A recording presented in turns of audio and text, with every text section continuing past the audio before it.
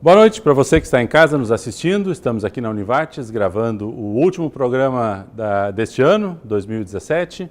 Vamos falar nessa edição do Programa Centro sobre o projeto Baja Univates, logo após a abertura do programa. Aguardamos você.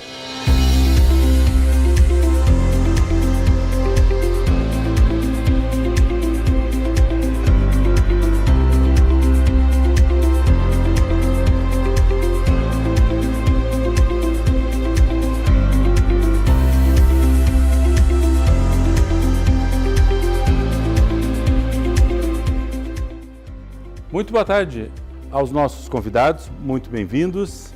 Boa noite para você que está em casa nos assistindo o programa que nós estamos gravando aqui. Última edição do Programa Centros desse ano de 2017, aqui na TV Univates. Nosso tema, então, Projeto Baja Univates. Conosco aqui para falar sobre o tema, o capitão da equipe, é isso, né? Luiz Antônio Orlandini, a vice-capitã, a Natara Allert, e o gerente de projeto Luiz Vinantz e o Leonardo Matti, que é estagiário.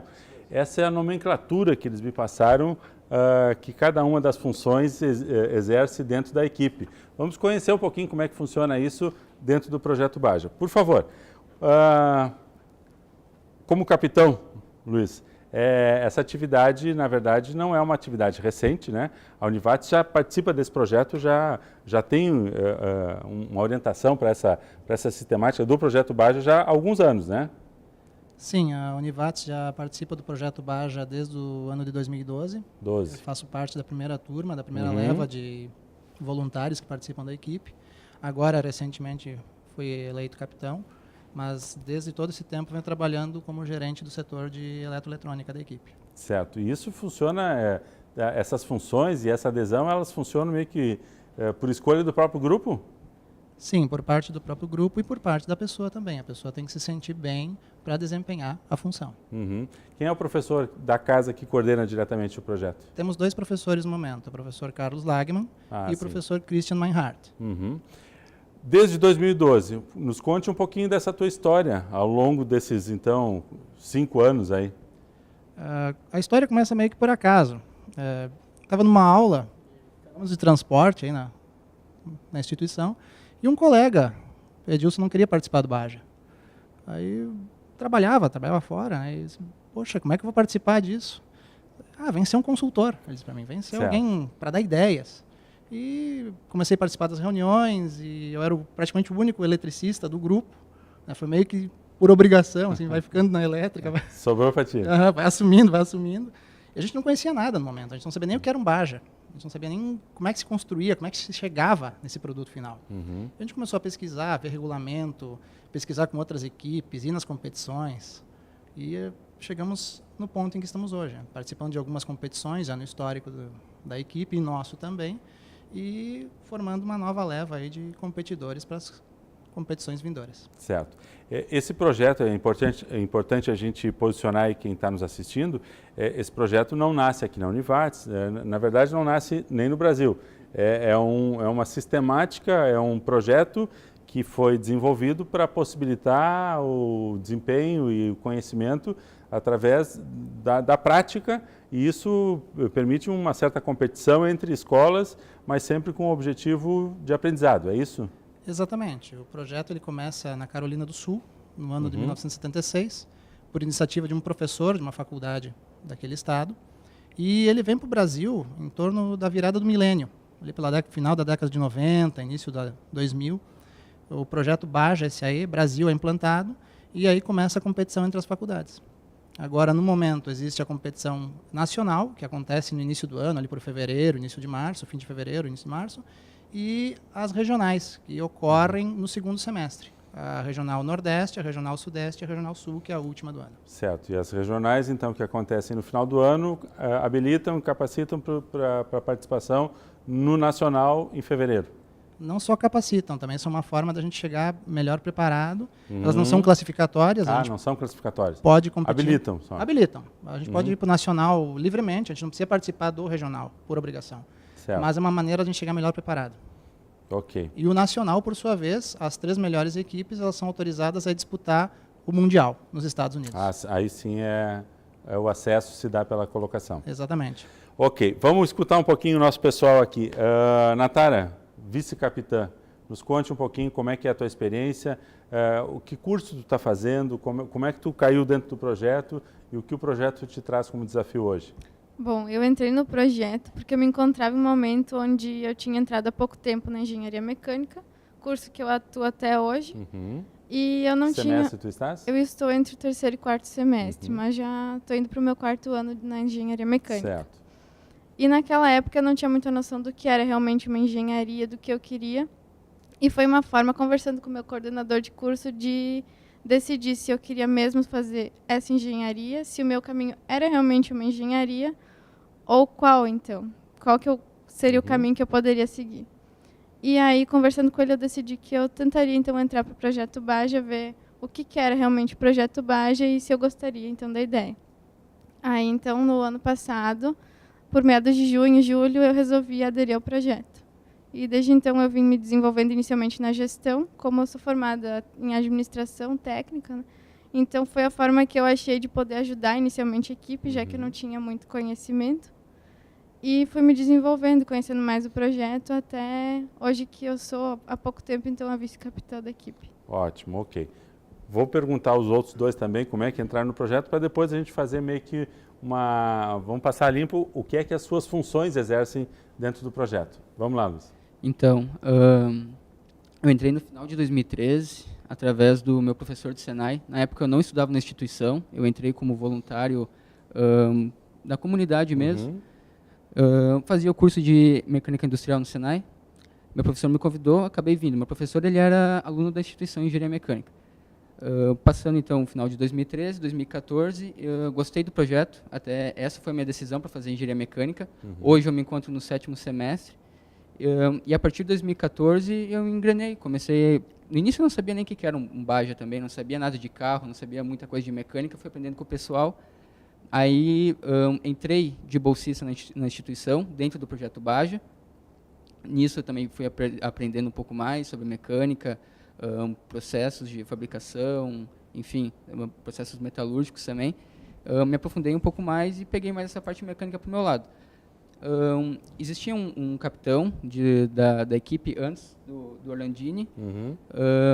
O nome dele era Rafael Garcia. Ele acabou também tendo que deixar o cargo por estar se formando em engenharia mecânica na época. E então, no final de 2014, eu assumi a capitania, também antes do Luiz Orlandini. A partir disso, então, assumi. Fomos para a competição de 2014. Assumi um pouco, inclusive um mês antes da competição, eu assumi a capitania. Fomos para a competição, voltamos, eu assumi todo o ano de 2015, todo o ano de 2016. Agora, no início de 2017, eu acabei passando a capitania por Orlandini, porque eu me vi não tão bem gestor de parte de recursos humanos. A parte de capitania, de equipe, requer muito trabalho com pessoas. Eu me dou bem com todo mundo, inclusive, sim, mas o meu foco é mais gestão de projeto. Eu acabei pegando a parte de gestão de projeto, hoje, que é o gerente de projeto. O projeto Baja ele é dividido em 8 subsistemas, 7, sendo eles marketing, gestão de projeto, freio, suspensão e direção, powertrain, cálculo estrutural e tem mais e design. Dentro desses subsistemas, eu oriento cada um dos líderes de subsistema, fazendo com que tenha o melhor desempenho possível dentro do seu subsistema e também trazendo inovações, vendo o que está sendo colocado, inclusive em outros Bajas, ver qual é a tendência da competição, e a gente vai trabalhando isso dentro de cada subsistema. Quer dizer, você está trazendo a tua experiência de capitão e o teu interesse mais focado na questão projeto para reforçar a equipe nessa área. Exato, isso aí. Muito bem. E agora o Leonardo. Leonardo, nos conte um pouquinho como é que tu caíste no projeto, qual é o teu foco, o teu momento no curso. Boa tarde. Eu, no momento, me encontro por volta do 7º semestre da Engenharia Mecânica e, na verdade, eu saí do Projeto Baja, eu ouço falar do Projeto Baja desde o primeiro semestre, sabe? Toda aquela coisa de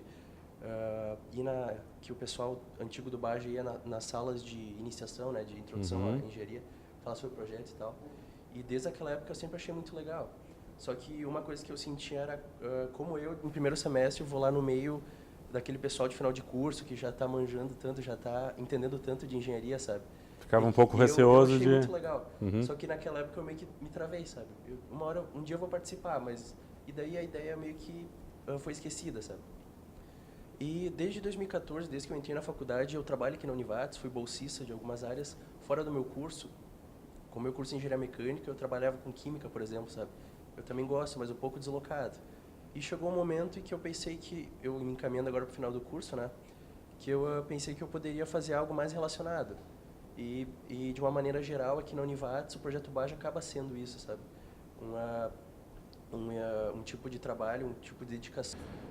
Boa noite para você que está em casa nos assistindo. Estamos aqui na Univates gravando o último programa deste ano, 2017. Vamos falar nessa edição do Programa Centro sobre o projeto Baja Univates, logo após a abertura do programa. Aguardamos você.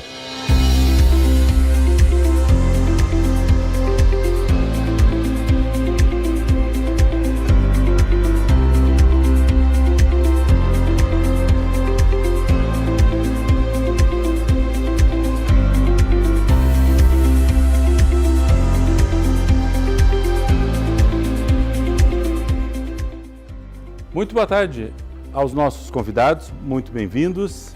Boa noite para você que está em casa nos assistindo o programa que nós estamos gravando aqui, última edição do Programa Centros desse ano de 2017, aqui na TV Univates. Nosso tema, então, Projeto Baja Univates.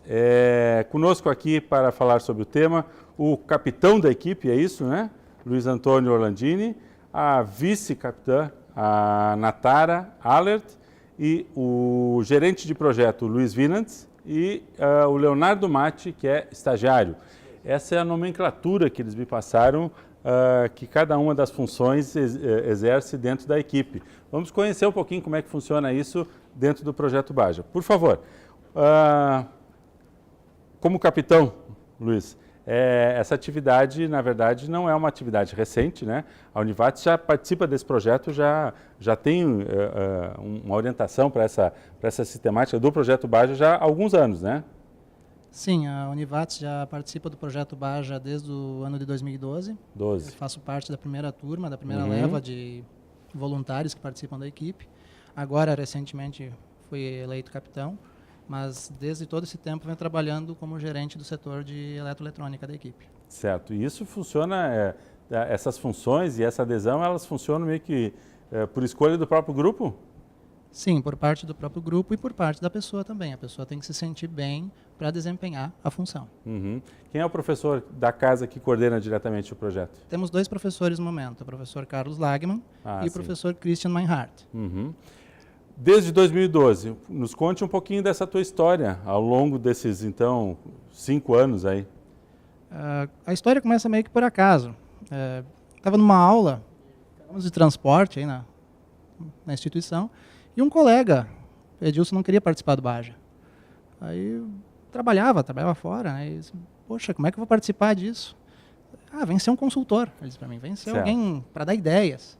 E comecei a participar das reuniões e eu era praticamente o único eletricista do grupo. Né? Foi meio que por obrigação, assim, vai ficando na elétrica. Sobrou para ti. Vai assumindo. E a gente não conhecia nada no momento, a gente não sabia nem o que era um Baja. A gente não sabia nem como é que se construía, como é que se chegava nesse produto final. A gente começou a pesquisar, ver regulamento, pesquisar com outras equipes, ir nas competições. E chegamos no ponto em que estamos hoje, participando de algumas competições já no histórico da equipe.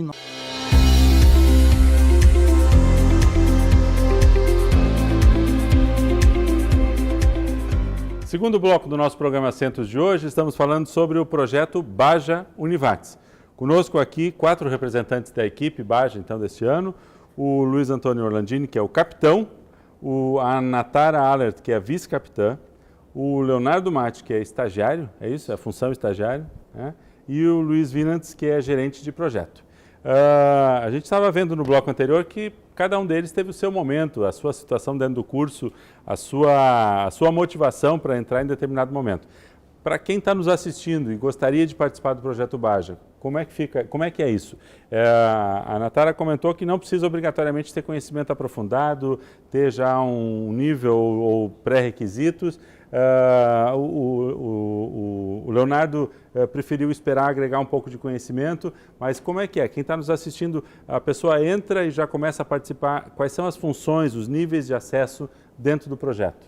Então, para participar do projeto, o único pré-requisito que tem que ter é força de vontade e querer aprender. Eu também, quando eu entrei, como eu falei no bloco anterior, eu não sabia de nada. Então, ele é aberto para a comunidade, qualquer pessoa da comunidade pode participar do projeto. É só chegar lá... Não precisa nem ser aluno do curso. Não precisa nem ser nem aluno do curso, porque quando eu entrei eu também não era. Certo. Existe um termo de voluntariado que tem que ser assinado. Se o voluntário for de menor, o pai tem que assinar o termo também, o responsável. Então, chegando, nós nos reunimos no prédio 17. Em sábados de tarde, principalmente, sábados de manhã também, a partir das 9 horas tem gente no prédio 17. Certo. De tarde a gente retoma o trabalho às 1h30 da tarde. E durante a semana, durante a tarde, horário que o Léo faz de estágio. A partir das 14 horas estou lá todos os dias. Isso no sábado, no caso, é meio que um compromisso durante o ano. Exato, é um compromisso durante o ano. Não é assim, quero participar, mas não sei se tem muito tempo. Quer dizer, tem que pensar também na sua disponibilidade e comprometimento. Exato. Nessa questão, a gente consegue dividir tarefas tanto para o pessoal que quer se comprometer um pouco mais com o projeto e o pessoal que quer vir lá de vez em quando. Porque para o pessoal do curso, às vezes tem muita gente que não quer se comprometer tanto com o projeto, porque participando do projeto Baja, tu conta horas complementares para o teu curso. Certo. Muitos cursos precisam de horas complementares para concluir a graduação. Então, existe voluntários que querem ir lá participar, ingressar mesmo na equipe, fazer parte de um subsistema, e gente que só contribui com alguma ajuda ou algum conhecimento, algum serviço que pode prestar em troca dessas horas. Então, como eu falei, a gente se reúne, a equipe inteira, basicamente, nos sábados. Durante a semana, eu muitas vezes vou à tarde para dar um complemento a alguma coisa do veículo, né, algum serviço também, mas basicamente é sábado mesmo. O pessoal chega lá.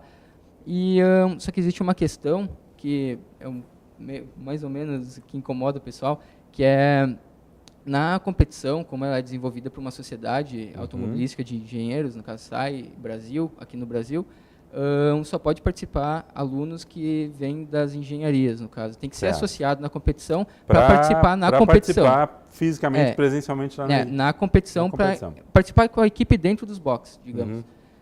Existe o domingo, que no caso a competição ela acontece na sexta, sábado e domingo, aqui no Sul.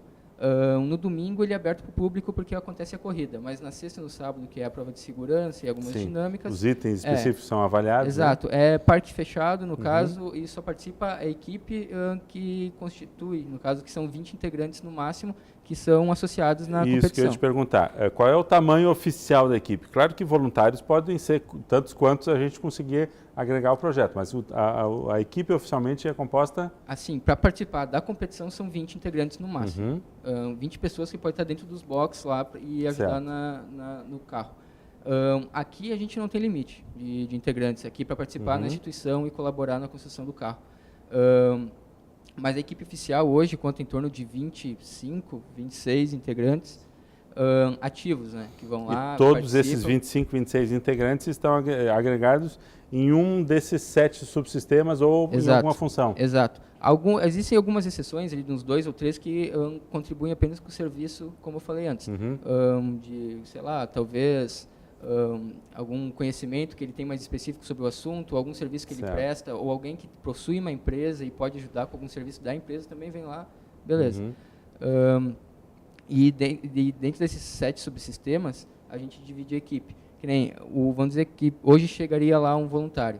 O Sandro vai lá, eu quero participar, vai lá, mas eu não sou aluno da engenharia, mas gosto de carro, gostaria de me envolver. Quer estar junto. Isso. Primeiro a gente passa toda a introdução de como é que funciona o projeto, como é que é cada subsistema, como é que funciona a competição, a gente mostra o carro, mostra as peças e tudo mais, almoxarifado. Lá embaixo existem uma série de laboratórios que a gente mostra também a funcionalidade de cada um. Quer dizer, já tem algum acesso a algumas informações. Exato. Daí deixa o voluntário livre para fazer o que quiser lá, tá do lado de cada subsistema, observar, e no final do dia, ou quando ele se sentir interessado, mais confiante de querer ingressar em algum subsistema, ele vem e comunica, a gente coloca, e já fala para o líder do subsistema que esse aqui é o novato, ele quer aprender, passa algum artigo para ele ler ou alguma atividade para ele fazendo, para ir se inteirando do subsistema. Perfeito. E aí o capitão coordena essa equipe toda enquanto pessoas, enquanto grupo de colaboração. Como é que funciona isso, Orlandinho? Só complementando a fala do meu colega, a primeira coisa assim que a gente vai fazer com a pessoa, claro, conforme ele colocou, mas a partir do momento que a pessoa é colocada dentro de um subsistema para trabalhar, ela tem uma capitania, tem um gerente ao qual ela responde, uma das primeiras coisas que a gente vai pedir é a leitura do regulamento da competição.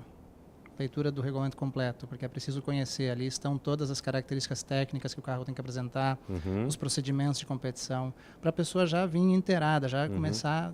Está ali o objetivo do trabalho como um todo. Exatamente, ela já começa inteirada do que vai acontecer, do que ela vai ser solicitada e do que vai acontecer na competição.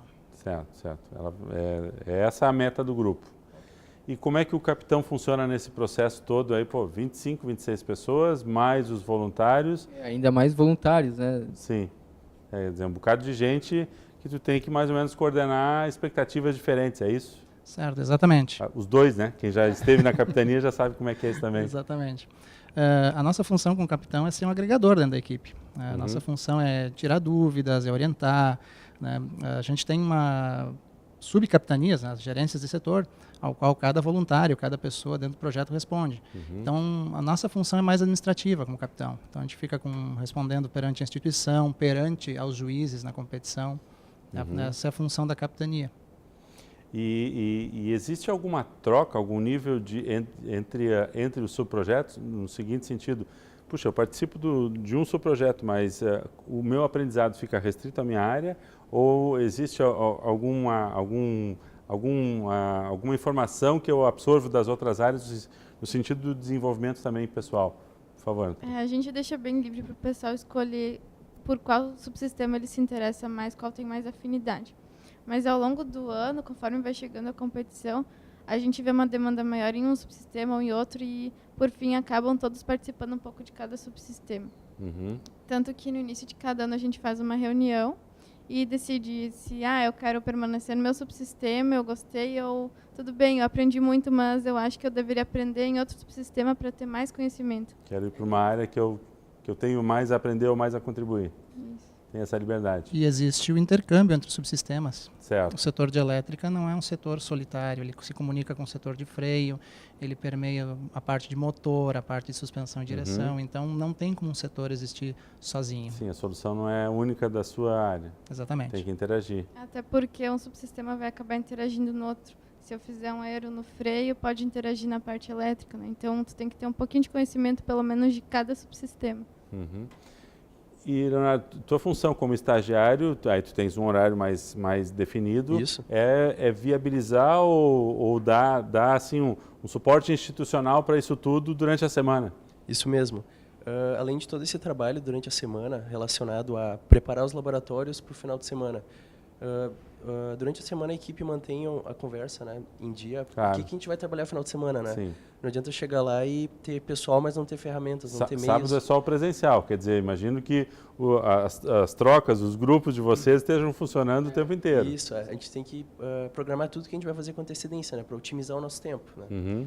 E então, um subsistema vai precisar de um certo material. Daí eu já vou atrás para fazer a compra, para fazer ver o valor e pegar na loja.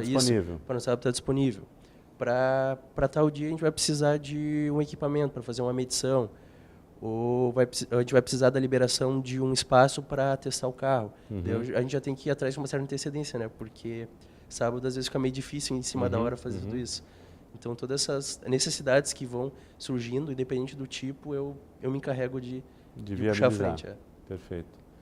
Tu ias comentar alguma coisa? Eu ia falar das compras também. Muitas vezes precisa ser feito compras durante a semana de material, de peças. É o Leonardo que corre atrás. Sim, sim. E aí, cada coordenador de área tem essa liberdade de te acionar ou fica meio que... Existe alguém que é responsável em liberar, ou cada coordenador de área tem essa autonomia de fazer a solicitação para ti?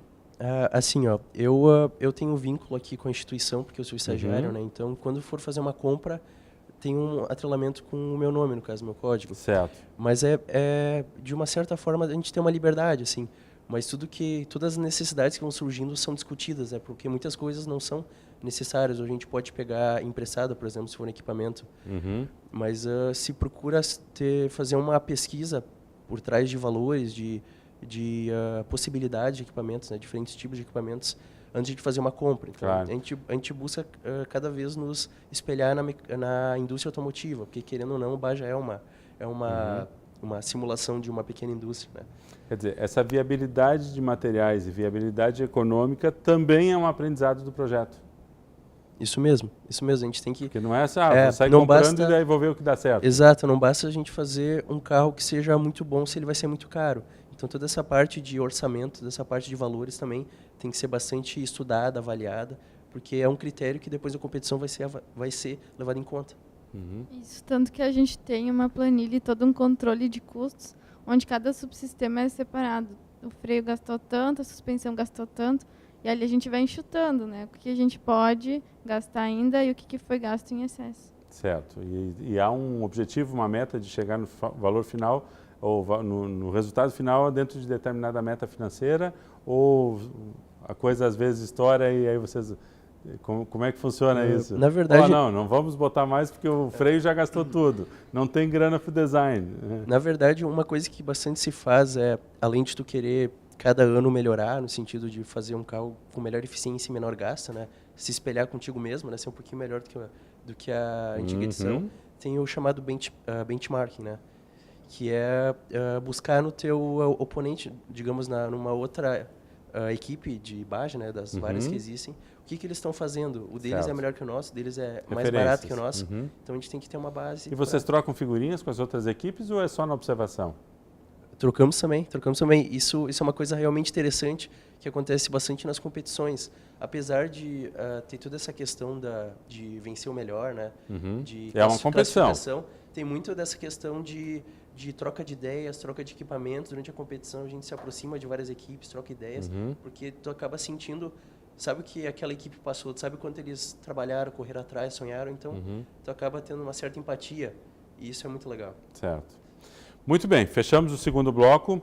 No terceiro bloco eu quero ouvir um pouquinho de vocês como é que foi a experiência da competição desse ano, né? E pela fala do Leonardo também, o que é que o carro desse ano trouxe ou melhorou do carro do ano passado? Porque, né, vocês não saem do zero, mas levaram para uma competição. Já voltamos.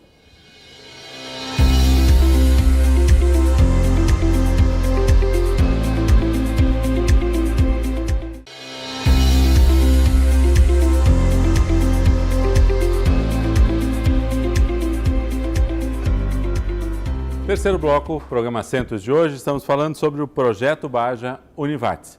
O pessoal estava nos relatando aqui no bloco anterior, então, que há uma troca de informações com outras equipes e também um ponto de partida que é sempre o carro que foi desenvolvido até o ano anterior. Vamos pegar um exemplo para que a gente possa contar essa história mais especificamente para o nosso telespectador. Como é que foi o ano de 2017? O carro de 2016 chegou em que condições? E como vocês pegaram lá o Baja do ano de 2016, olharam, e como é que vocês definem o que tem que mudar, o que tem que melhorar, aonde vocês vão investir mais e como é que foi esse projeto ao longo de 2017? Por favor, Rondinho. Bem, o ano de 2016 foi um ano atípico para a equipe. Foi um ano em que a gente, pela primeira vez, não fomos para nenhuma competição. Então, certo. não há um resultado no ano de 2016. Quer dizer, não deu para comparar, avaliar. Exatamente. Não deu para ver em relação às outras equipes. A equipe, em função de formaturas, em função de saídas de componentes, de voluntários, ela ficou bastante reduzida. E nós resolvemos mudar o pensamento dentro da equipe, partimos para ações de marketing, partimos para um Baja promocional, um chassi antigo foi transformado num chassi de promoção, num chassi de exposição. E com isso a gente conseguiu angariar novos voluntários. Então a equipe começou a renascer de novo. Certo. Houve um renascimento da equipe. Claro que a gente já tinha um Baja já construído anteriormente, a gente já tinha um chassi feito de antemão. E esse chassi serviu de estudos para o que veio agora, para esse chassi que estreou nessa competição. E claro, a troca de informações com outras equipes. Todo mundo quer ganhar. Todo mundo lá no momento é competidor. Certo. Mas em alguns momentos a gente está trocando informações, está trocando figurinha, a regra é nova lá, o que ela incide para mim, para o meu competidor. Então existe essa troca, Sim. porque essa amizade existe. No final da competição, quando acabou tudo, a gente volta a ser amigo, a gente volta a ser colega profissional. Claro. Daqui a pouco a gente pode ser colega de serviço. Então, Mais ou menos aqui existe no essa estado, ideia. quantas instituições participam? Aproximadamente umas 15 instituições Aqui no Rio Grande do Sul? Aqui no Rio Grande do Sul. Em torno de umas 5 de Santa Catarina e 5 também do estado do Paraná, 5 a 7. Quer dizer, a regional aumentando. que acontece gira aí, se todo mundo for, em torno de 25 equipes. Exatamente, era essa quantia de inscritos na Regional Sul agora em novembro. Sendo que 22 se apresentaram para a competição. Certo. E 13 eventualmente não estavam lá. Ok. O que é que vocês, do chassi, do projeto que já havia, como é que vocês definiram aonde vocês iam centrar sua preocupação maior, seu esforço no desenvolvimento do modelo 2017? Como é que foi esse processo, essa discussão e essa evolução? Bem, como a equipe vinha num processo de retomada, né, e o pessoal estava bastante, não tinha grande conhecimento, estava bastante em estágio inicial, basicamente a gente foi para o regulamento de novo. Vamos ver o que o regulamento preconiza, vamos construir um carro em cima do que esse regulamento estiver mandando. E como o Baja anterior serviu de inspiração, os problemas vivenciados anteriormente acabaram servindo como a inspiração para esse novo modelo, então essa foi a situação motivadora para o veículo. O regulamento muda com muita frequência ou com grande intensidade? Como é que... Ele recebe adendos com uma certa frequência, mas agora houve uma mudança radical. Todos os adendos foram extintos. A partir do dia 1º de janeiro tem um novo regulamento único, unificado. São quase 130 páginas de regulamento. Certo. E a nossa primeira atitude agora é estudar esse novo regulamento. A partir de 1º de janeiro de 2018. Exatamente. Quer dizer, a partir desses adendos que estavam no regulamento, vocês provavelmente pegaram lá o resultado de 2015, que foi a última participação, e tentaram fazer do resultado, com a regulamentação, essa evolução de 2016. Exatamente, foi esse o motivador. Olhar o carro anterior, melhorar ele dentro do regulamento. E como é que foi esse processo? Tu que estava na capitania de então. Principalmente a maior evolução, inclusive, foi do projeto, o subsistema que Orlandini é o líder, no caso, mas logo em seguida o senhor fala. Tivemos melhoria em freio, vimos uma necessidade de melhorar o freio. O freio anterior ele era bom, mas vimos que tinha como melhorar. Colocamos aerokeeps, no caso, puxamos a linha rígida de freio. Aqui vai ser um termo meio técnico, não sei se muita gente vai entender.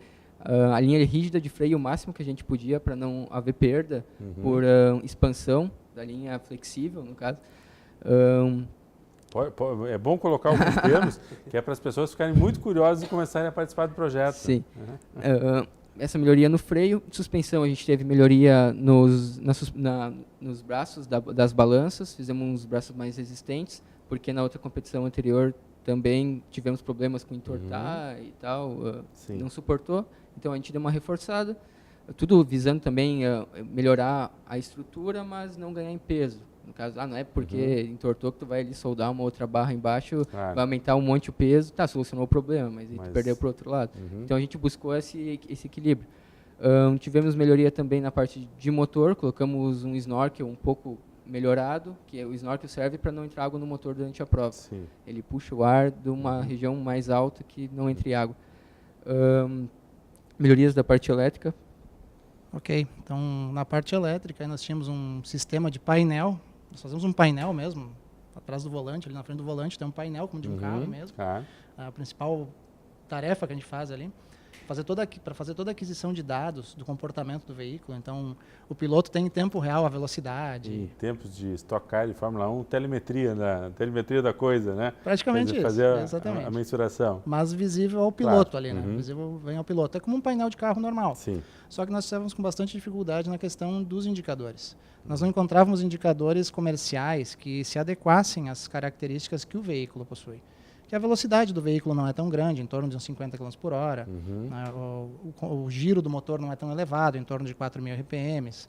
Esse também é um detalhe interessante, o motor não é um motor de competição, não é um motor específico para uso em competição. É um motor de carrinho de corta-grama. Então, ele não tem dizer- características próprias para ser utilizado em competição.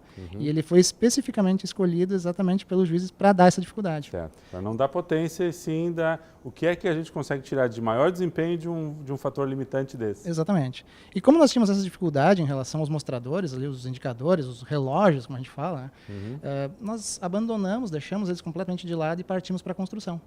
E isso foi o nosso diferencial. Desenvolver propriamente. Desenvolver toda a parte de medição de velocidade, tempo de uso do veículo, contagiro, a distância percorrida, entre outras tantas funcionalidades. Um sistema de reserva de combustível, o combustível está chegando no fim, dá uma indicação ali no painel. E isso aliando com a ergonomia, uma coisa interessante que a gente fez, por exemplo, nós pegamos a Natara, que é a mais baixinha da equipe, e um colega que é o mais alto da equipe. Colocamos os dois dentro do carro, posicionamos o volante, posicionamos uma chapa de papelão ali, começamos com os mostradores, onde é que você vê melhor. Sim. E aí começamos Visualização. a traçar linhas e Para nesse escolher meio posicionamentos. isso, e nesse meio termo entre a visão dela e a visão do outro colega mais alto da equipe, nós colocamos uma posição intermediária e isso contou pontos pela parte de ergonomia dentro da competição. Perfeito, ok. A competição deste ano regional foi em outubro? Foi em novembro, do dia Novembro. 17 a 19. 23 participantes. Quer dizer, o projeto lá de janeiro, fevereiro de 2017, vocês tiveram praticamente aí 10, 9 meses, que é o desenvolvimento, é o tempo que vocês Exatamente. têm que entregar o projeto da melhor maneira que vocês conseguirem para poder participar. Esse é o limitador de vocês. É isso? É esse tempo que a gente teve, dada a situação que a gente Sim, vinha vivendo, uma sim. situação atípica. Imagino que queremos fazer melhor. Não, mas tem uma hora que tem que parar de pensar o que mais dá para aportar e começar a fazer aquilo que já se pensou. Exatamente. E a execução disso, ok, vamos lá, novembro foi Onde é que foi a prova, novembro? Foi no campus da UPF, Passo Fundo. Passo Fundo. E aí 23 participantes. 23 participantes. Como é que foi o desempenho?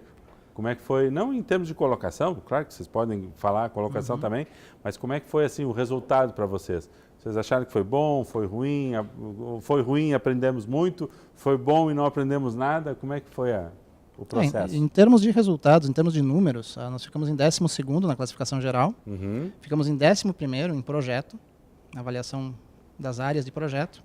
Tivemos alguns destaques, como o 4º lugar em elétrica e o 6º em design, né? E na corrida, no enduro de resistência, ficamos em 10º lugar.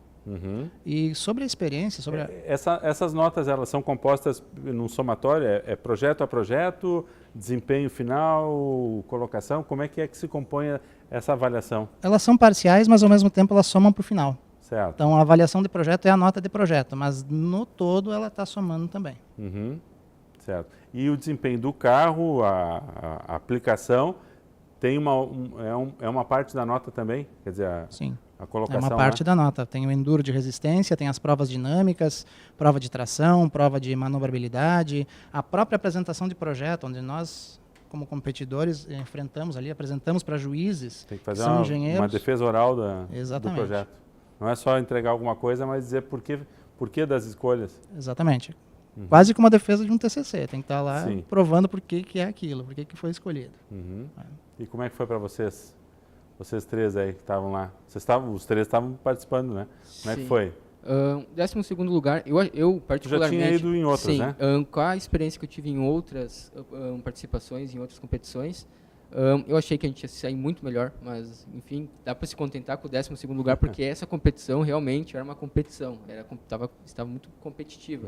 Os outros carros foram muito bem preparados e deu isso aí. Só que assim, a gente tem que considerar bastante o fato da gente estar indo com uma equipe renovada que nunca participou. Claro. Quem estava na equipe que havia participado de outras competições, dos 20 que foram, foi eu, o Orlandini e o piloto que agora saiu da equipe por estar se formando. Fora isso, Só três. Só três. O resto tudo é equipe novata. Primeira experiência. E a gente foi com uma equipe excelente. Para a primeira vez da maior parte da equipe, foi uma colocação muito boa, ao meu ver, Claro. e nas condições que os outros carros se encontravam. Certo. A gente esperava, por ter ido visitar a competição de 2016, a gente não foi competir, mas foi olhar. A pista estava bem suave, dava para se dizer, esperávamos um pouco menos, a gente não foi preparado para tanto. A pista realmente... E essa pista foi mais exigente? Foi mais exigente. Ninguém esperava que ela ia ser tão exigente. Tanto que na prova de Suspension Traction, que é uma das provas mais difíceis, ninguém dividida em 3 partes, ninguém passou da primeira. Então, dá para ter uma noção. Não fomos só nós, então. Não fomos só nós. E assim, se for olhar pela pontuação, o do 12º lugar até o 8º foi uma diferença muito pequena de pontos. Então, dá para se dizer que a gente foi relativamente Mas bem. uma expectativa muito melhor agora para uma futura participação com equipe com mais experiência. Agora a gente está com a equipe... a equipe agora que vai continuar, a princípio, vai ser essa. Até provavelmente daqui uns 2 ou 3 anos vai haver mais alguma renovação de gente que se forma. Mais pontualmente. Mas a gente vai conseguir pegar uma carga boa, fazer um carro bom nesses próximos anos e deixar para o próximo. Né? O que a gente busca evitar agora é essa questão aí que a gente parou em 2016. A equipe perdeu uma grande parte de conhecimento, de carga que pegou dos outros anos. Né? Troca excessiva de pessoas, troca excessiva de pessoas perde conhecimento. Conteúdo. A gente até está priorizando até a questão de elaboração de relatórios, artigos, para deixar isso em histórico. É mais fácil depois a pessoa novata que entrar, o voluntário novo, pegar o artigo, dar uma lida, beleza, o cara fez isso, isso não deu certo, isso deu, então se não deu certo, eu nem vou tentar. Também é aprendizado, né? Também é aprendizado. Transições mais suaves e constantes, né? Isso aí. Ok, fechamos o nosso terceiro bloco. No próximo bloco eu quero saber um pouquinho quais são as perspectivas, então, realmente de 2018. Quero ouvir um pouquinho a Natara como representante feminina nesse mundo das competições, da corrida. Ela já estava me dizendo aqui que aqui tem menos, mas há outros lugares que tem bem mais mulheres. Vamos pegar um pouquinho esse aspecto. E o que é que fica de aprendizado para vocês como profissionais? Já voltamos para o nosso quarto bloco.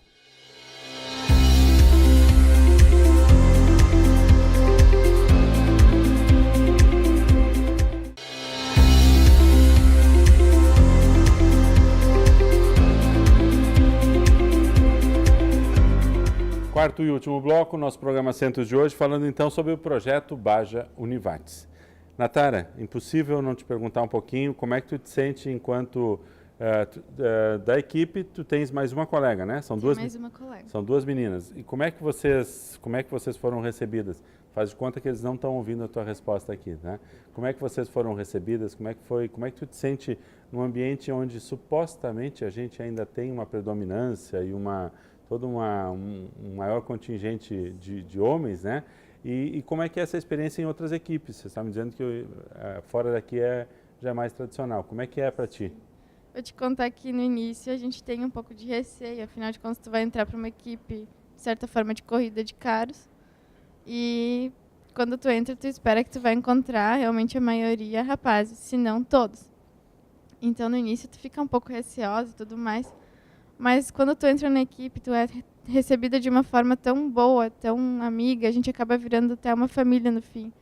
Como a gente passa 3 dias em competição, a gente acaba se conhecendo muito.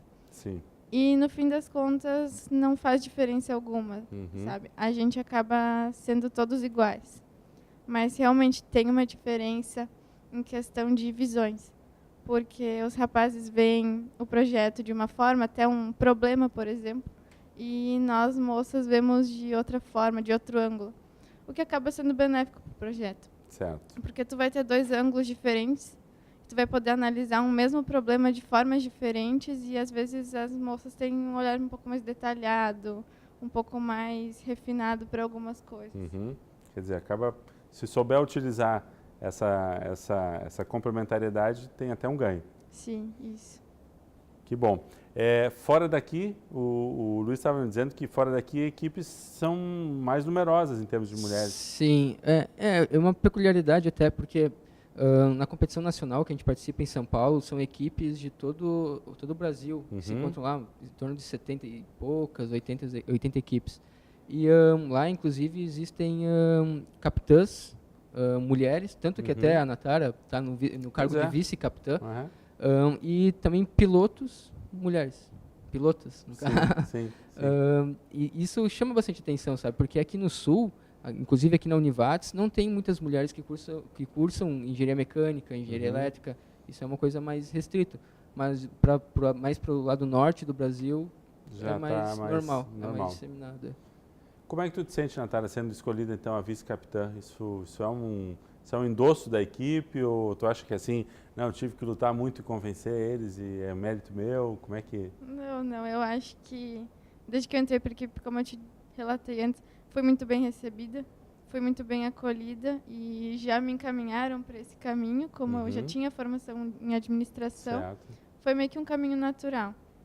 Eu acho que é fruto de bastante trabalho, de bastante dedicação, mas como qualquer outro conquista uma liderança, é por mérito, é por correr atrás. Acho que não tem muita relação por ser uma mulher ou não. É um fato que foi ocorrendo naturalmente conforme a gente foi seguindo durante o ano e durante as atividades em si. Ótimo. A definição do piloto, que sempre é uma questão, acho que importante, né? Pô, imagino que todos vocês têm todo um esforço naquilo que fazem, mas o piloto é o cara que tem que ter a capacidade de fazer o melhor usufruto, né? O melhor desempenho de todo esse resultado final. Como é que é a escolha do piloto? Bem, na primeira vez, quando a gente montou a equipe, o Guilherme já era piloto de kart, já tinha experiência prévia. Então, no caso, foi uma escolha natural. Certo. Na primeira formação da equipe. Agora, na segunda, como eu faço a parte de rádio para o piloto, também fico em comunicação constante com ele durante a competição, o Guilherme me chamou, vamos fazer a definição de novos pilotos, já que ele estava se formando, saindo da equipe. Então, preparamos alguns momentos, então preparamos uma prova teórica, preparamos uma entrevista, uma atividade prática e definimos uma sequência de sucessão. Então, agora, quando ele saiu, já tem os pilotos escalados para darem continuidade ao trabalho. Não só um, mas dois, mais três, de um. mais de um. Tem 3 pilotos na sequência para assumir. Que já faziam parte da equipe. Já faziam parte da equipe, desde novatos até pessoas mais experientes. Perfeito. Competição nacional em fevereiro, a perspectiva de participar? Não? Qual é a... Por enquanto a gente não pretende participar, até por essa questão da renovação da equipe, fica muito precoce no caso a gente participar. Agregar mais experiência local. É um custo alto também, é um investimento bem alto, que tanto a instituição ajuda uma parte, uma outra parte a gente tem que buscar, e é um tempo muito curto para a gente conseguir fazer isso, a gente tem que se programar um pouco melhor. O intuito agora para o ano que vem, a gente vai... O carro ele tem validade de 2 anos. Então, esse carro aqui, o primeiro ano dele já foi, a gente vai utilizar ele no ano de 2018. Em paralelo a isso, no ano de 2018, nós já vamos fazer o projeto mecânico do quarto carro. É o quarto carro. O projeto mecânico do quarto carro. Então, a gente vai trabalhar em cima de melhorias nesse que a gente tem agora, durante 2018, e paralelo a isso, a gente já vai desenvolvendo o carro que seria para 2019. Quando tu diz que ele tem validade de 2 anos, é por uma questão operacional? Questão estrutural. Estrutural. E a regra da competição é a regra também. Da competição. Certo. Mas e com essas mudanças que estão acontecendo para 2018, vai dar para você trabalhar com o mesmo carro? Sim, ele As permite... adaptações são permitidas de um ano para o outro. Certo. O carro tem que mudar de um ano para o outro. Então, é possível com esse novo regulamento. Sim, mas a estrutura que nós temos do carro, ela vai dar para atender as regras, sim, as novas talvez regras. tenha que modificar uma que outra coisinha, mas nada que seja uma coisa tão grande que não dê para utilizar, né? Quer dizer que o grande objetivo de 2018 é aprofundar um pouco mais esse conhecimento do grupo, amadurecer um pouco mais a relação do grupo com o carro, melhorar o desempenho no estado e talvez lá pensar para 2019. 2019 colocar. A gente está pensando em trabalhar paralelo com esse aqui, um carro, projetar o carro para 2019, para início de 2019 a gente começar a construir esse quarto carro, certo. Porque daí no final de 2018 fica inutilizável esse que a gente tem agora. No início de 2019 daí a gente começa a construir o carro para no final de 2019 competir. Ter um resultado e não só de um carro, mas também de uma equipe mais madura, de um processo de absorção de conhecimento mais definido. Muito bem. E aí, quem sabe lá 2020, aí sim ter participação no nacional com carro, outra perspectiva. Melhor. Exato. Muito bem. Eu queria ouvir um pouquinho vocês pelo lado pessoal. Participar do projeto determina o que na vida profissional de vocês? Eu vou trabalhar com engenharia mecânica de automóveis, eu vou trabalhar... como é que vocês definem essa experiência e o que é que ela traz para vocês como direcionadora? No meu caso, eu vejo assim, como aqui a região não é uma região propícia para mecânica automotiva, no caso para o ramo automotivo, o projeto ele não te abre a cabeça só para isso. Tu pode, claro que tu tem experiência para buscar emprego, buscar o teu profissionalismo na empresa que tu quiser de automobilismo, pode chegar lá, largar teu currículo, Baja vai contar muito, porque tanto que é uma das maiores montadoras aí, Ford, Fiat já foi patrocinadora do projeto, eles conhecem o projeto. Então isso Quer dizer, o projeto é porta de entrada para essas grandes empresas também. Exato. A gente já teve, inclusive, palestras aqui na instituição com engenheiros e diretores, coordenadores dessas grandes empresas que falam que os últimos contratados deles tinham Baja no currículo.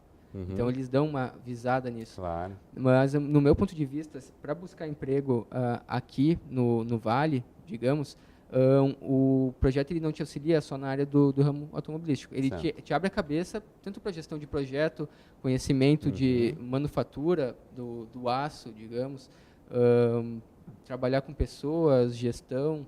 Ele te abre um leque de opções, de conhecimentos e técnicas que tu aprende lá que tu pode aplicar em qualquer emprego. Certo. Quer dizer, é uma porta de entrada, mas não define obrigatoriamente, que tu só vai ficar restrito a essa área. Exato. Natara, e tu? O que tu pensa aí do teu futuro como engenheira mecânica?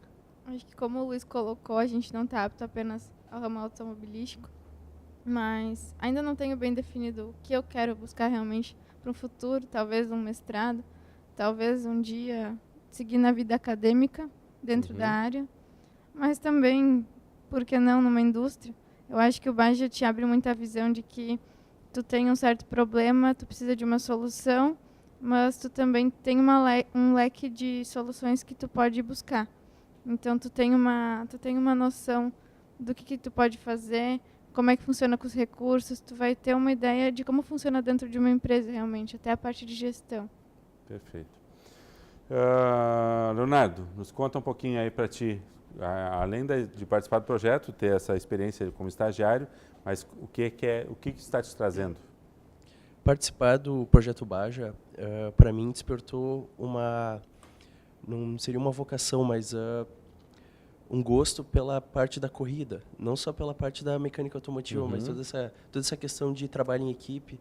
A competição também. Isso, a competição, toda essa correria para fazer as coisas dar certo no dia. Porque acontece muito tem que substituir uma peça, tem que pensar rápido, tem que pensar em grupo. E há pouco tempo eu não tinha gosto, por exemplo, para assistir uma competição de Fórmula 1. Hoje em dia eu gosto, sabe? E acompanho e começo a entender pessoas que também gostam. Pensa então, o que está acontecendo lá por trás. Eu comecei a criar um certo gosto para a área da corrida também, a área da dinâmica veicular, a área de dar o melhor para ter o melhor desempenho. Quer dizer, o desafio entra junto nessa parada, não só a solução. Isso.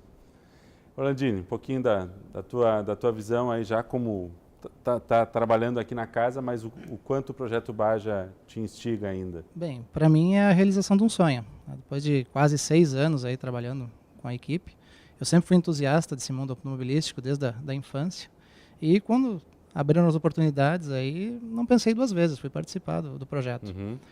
Pessoalmente, para mim, eu posso definir em termos de conhecimento como um salto quântico. Dá para definir praticamente antes do Baja e durante e após o Baja. Sim. Eu trabalho com eletrônica, trabalho com eletricidade, então o conhecimento mudou bastante.